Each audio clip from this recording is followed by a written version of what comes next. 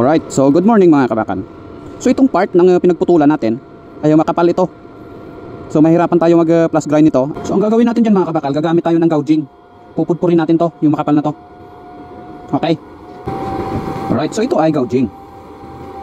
Okay, so ito yung gagamitin natin pang gouging. Dito natin iipit yung rod. Yung rod na gagamitin natin, same sa ginamit natin before. Ito ay 5x16 by 12 inches yung haba. Okay. So bali sa millimeter ito mga kabakal ay 8.0 mm by 300 5 mm. Okay, so halos ano ito mga kabakal, isang ruler na to, 12 inches.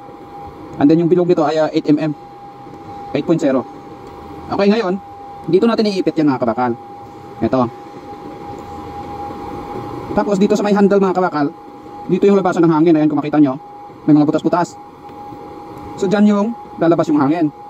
Bali yung hangin na yon, yan ang tatapon sa pinaghukayan nitong rod na to para maging malinis yung daanan. Ngayon ang tapon yan mga kabakal pwede left and right. Kapag dito papunta doon ang tapon ng spark niya mga kabakal. And then kapag ito ay in-adjust mo naman, kapag ang butas niya ay nakatapat naman dito, ibig sabihin yan yung tapon ng kanyang spark ay dito naman sa may kaliwa. So adjustable yan mga kabakal. Ayun, pwede mo ikutin, gaganon mo lang para hindi ka mahirapan. Right. So ito naman yung terminal ng kanyang hangin. Ikabit lang natin dito sa may airline natin. Katulad nito. Ito yung airline natin. Tanggalin na natin tong joint.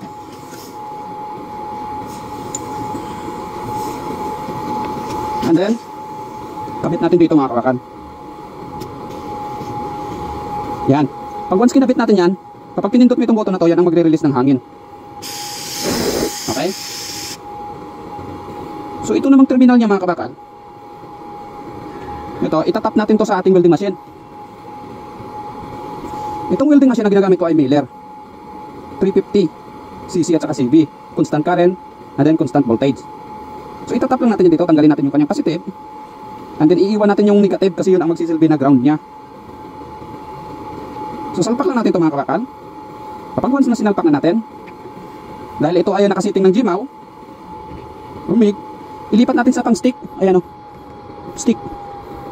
Kapag nilipat natin sa stick, pwede na tayo mag-adjust ng amperahe. So yung amperahe na ginagamit natin, yung katulad din ng amperahe ng stick mga kabakal. So dahil manipis lang yung pupulpurin natin, ilagay na natin yung halimbawa 200, 250 para hindi masyadong persado yung ating machine. So kapag nilakasan natin yan mga kabakal, may tendency sisirain niya yung ating welding machine.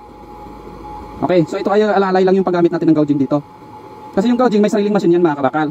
So ito naman ay temporary lang mga kabakal para lang sa mga maninipis. At saka hindi pwedeng ibabad mga kabakal kasi sisirain niya yung machine natin. Dahil malakas itong gouging. Okay, so dahil ganyan lang pupulpurin natin mga kabakal ay 200 lang ginamit natin. Okay, dahil ang patapon ng ating baga, so gusto natin yung tapon ng ating spark ay papunta doon. So ang hangin niya kailangan itapat din natin dito. Alright, so umpisa na natin. Release ang hangin.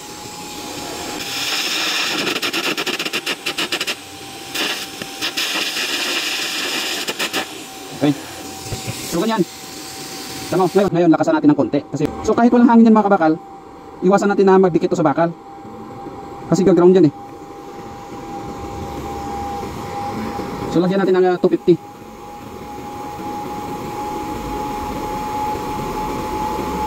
Okay, so ngayon pupulpurin ulit natin to. Let's go. Ayan, kung mapansin nyo malakas na. So hindi natin kailangan isa ka rin sa plate kasi mag-isip up na lang tayo mga kapag sinagabit sa plate. So okay na yung ganito.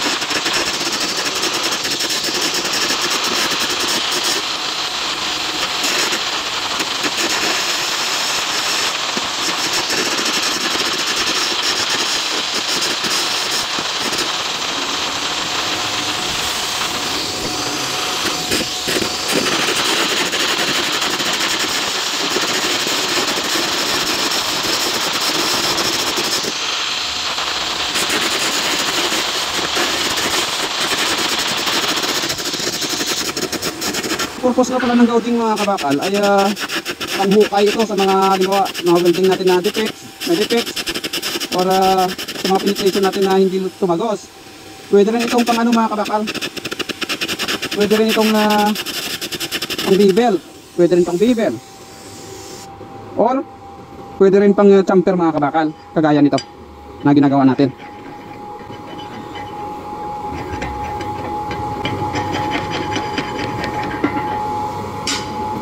Okay, so this time, so ganito kanipis mga kabakal, ay kaya na natin pulpurin ng grinder to mga kabakal.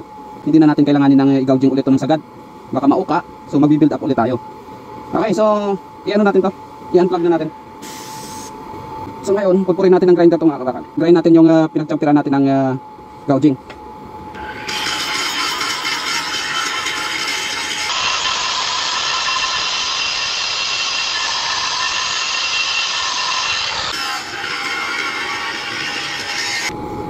Okay, so napatag na natin ang kailangan natin patagin.